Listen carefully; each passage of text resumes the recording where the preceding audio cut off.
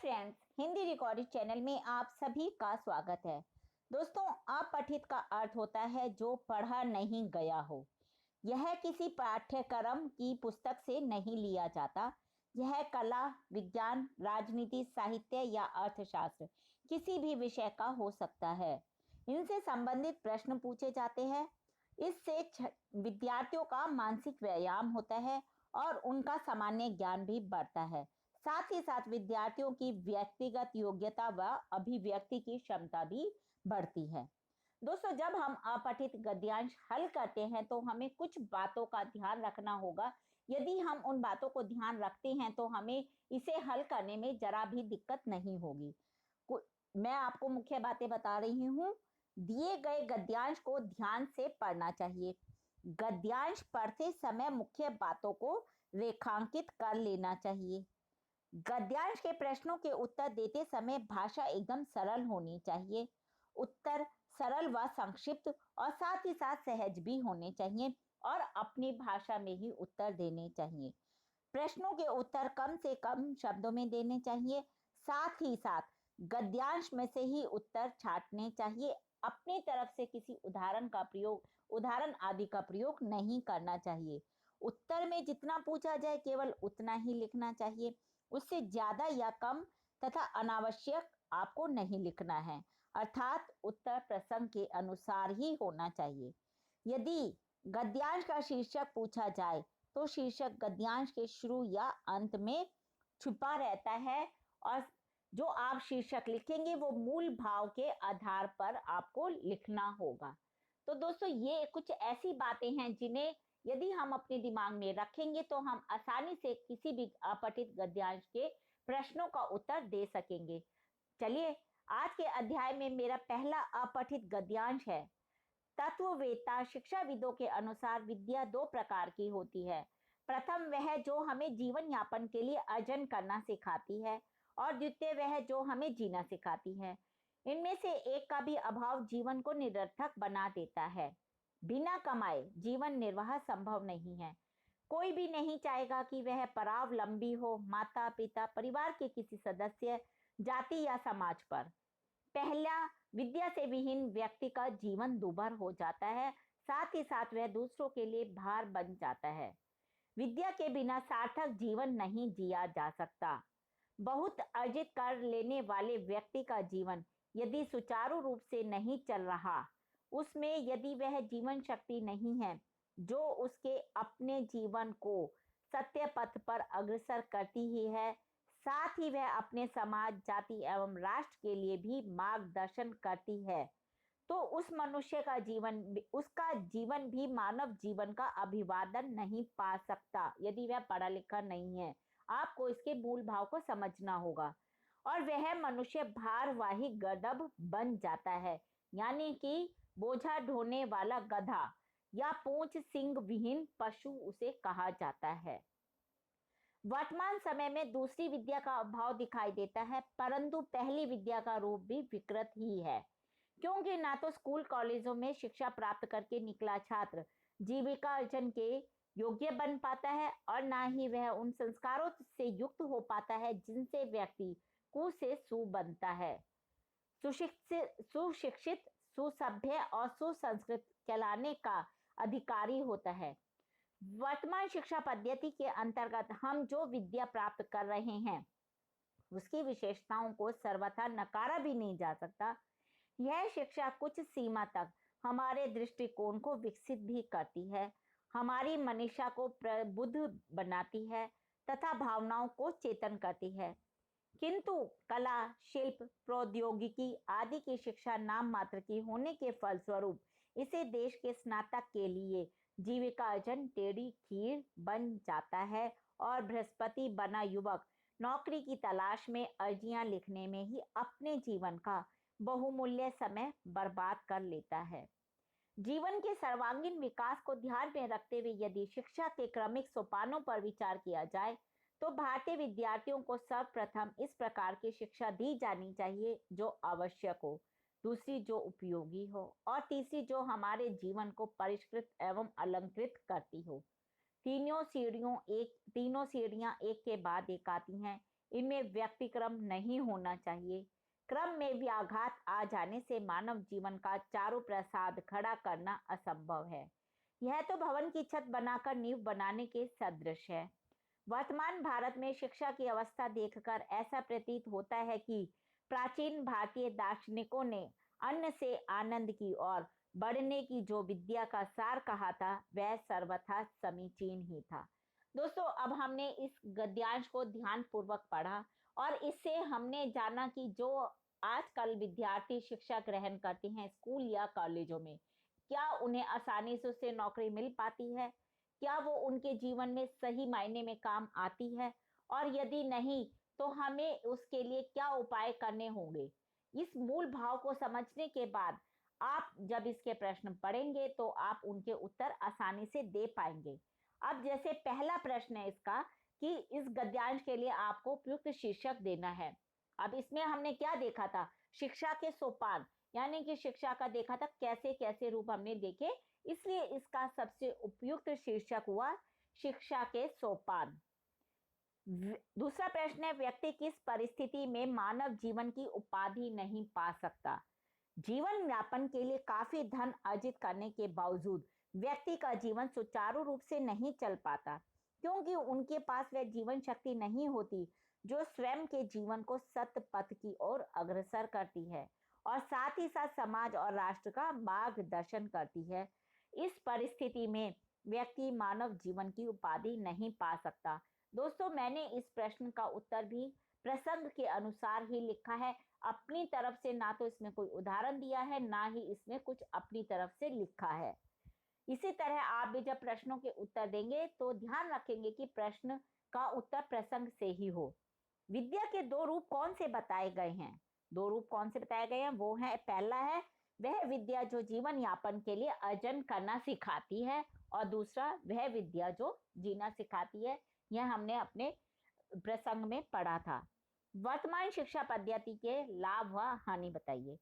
अब उसका उत्तर क्या लिखा है मैंने, आधुनिक शिक्षा पद्धति हमारी बुद्धि विकसित करती है, भावनाओं को चेतन करती है, परंतु जीविकोपार्जन के लिए कुछ नहीं कर पाती। अगला प्रश्न है, विद्याहीन व्यक्ति की समाज में क्या दशा होती है। हमने पढ़ा था अभी, विद्याहीन व्यक्ति ना तो जीवन यापन के लिए अर्जन करना जानता है और ना ही वह जीने की कला से परिचित होता है, और क्या होता है, उसका जीवन निरर्थक हो जाता है और आजीवन परावलंबी ही होता है वह मनुष्य। शिक्षा के क्रमिक सोपान कौन कौन से हैं? कौन कौन से हैं दोस्तों, ये भी हमने पढ़ा था। विद्यार्थी की आवश्यकता, शिक्षा की उपयोगिता और जीवन को परिष्कृत तथा अलंकृत करना शिक्षा के क्रमिक सोपान हैं। शिक्षित युवकों को अपना बहुमूल्य समय क्यों बर्बाद करना पड़ता है? वर्तमान शिक्षा प्रणाली में कला, शिल्प एवं प्रौद्योगिकी आदि की शिक्षा नाम मात्र की होने के फलस्वरूप शिक्षित युवकों को जीविकोपार्जन टेढ़ी खीर बन गया है। उन्हें अपना अधिकांश समय नौकरी की तलाश में अर्जियां लिखने में बर्बाद करना पड़ता है। अब दोस्तों, कुछ प्रश्नों के उत्तर आपको देने हैं, जैसे संधि विच्छेद करनी है परावलंबी की और जीविकोपार्जन की, और विलोम शब्द लिखने हैं सार्थक और विकास के। अब संधि विच्छेद है परावलंबी की, तो पर और अवलंबी, इसका हम संधि विच्छेद लिखेंगे। जीविकोपार्जन का संधि विच्छेद हुआ जीविका और उपार्जन। अब हमें लिखने विलोम शब्द सार्थक का, उसका विलोम शब्द हुआ निरर्थक और विकास का हुआ ह्रास। अगला अपठित गद्यांश पढ़ते हैं दोस्तों, फिर इसके प्रश्नों के उत्तर देंगे। ध्यान से सुनना, साथ ही साथ इसके मूल भाव को भी समझना। परियोजना शिक्षा का एक बहुत ही महत्वपूर्ण अंग है। इसे तैयार करने में किसी खेल की तरह का ही आनंद मिलता है।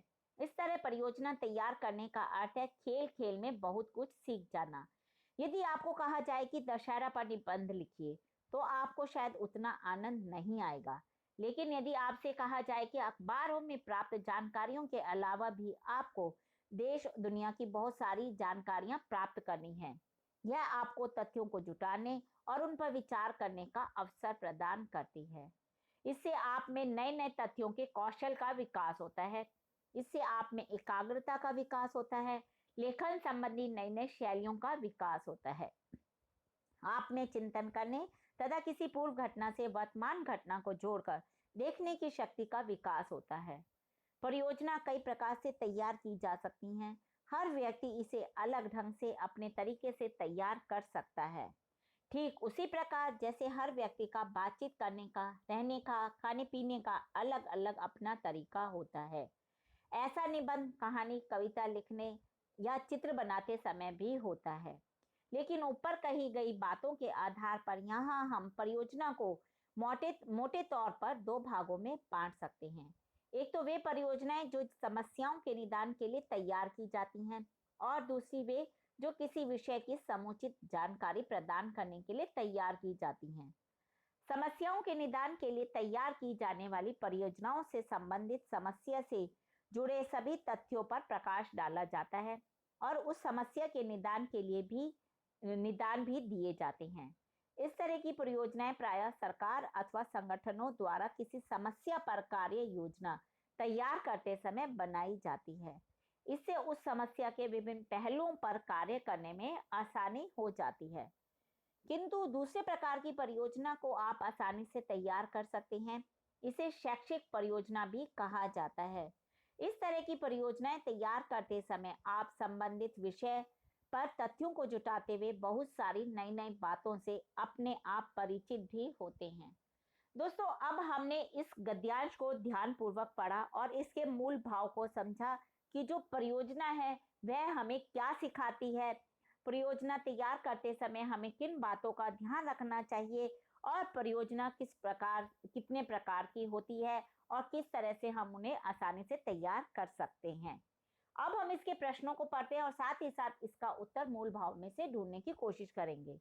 अब सबसे पहला वही इसका आपको शीर्षक देना है। तो शीर्षक क्या हुआ, इसमें परियोजना के स्वरूप को समझाया गया है, परियोजना क्या है, ये सब बातें हमें इससे पता चलती है। तो इसका सबसे सटीक शीर्षक हुआ परियोजना का स्वरूप। अगला प्रश्न है परियोजना क्या है और इसका क्या महत्व है। अब देखिए, मूल भाव में से समझते हैं। गद्यांश के आधार पर परियोजना नियमित एवं व्यवस्थित रूप से स्थिर किया गया विचार एवं स्वरूप है। इसके द्वारा खेल खेल में ज्ञान अर्जन तथा समस्या समाधान आदि की तैयारी की जाती है। अगला प्रश्न है, आपको शैक्षिक परियोजना बतानी है। उत्तर है, लिखा है मैंने, शैक्षिक परियोजना में संबंधित विषय पर तथ्यों को जुटाते हुए चित्र इकट्ठे करके एक स्थान पर चिपकाए जाते हैं और इनसे नई नई बातों की जानकारी दी जाती है। दोस्तों, परियोजना हमें क्या क्या प्रदान करती है? परियोजना हमें हमारी समस्याओं का निदान प्रदान करती है तथा देश दुनिया की बहुत सारी जानकारियां प्रदान करती है।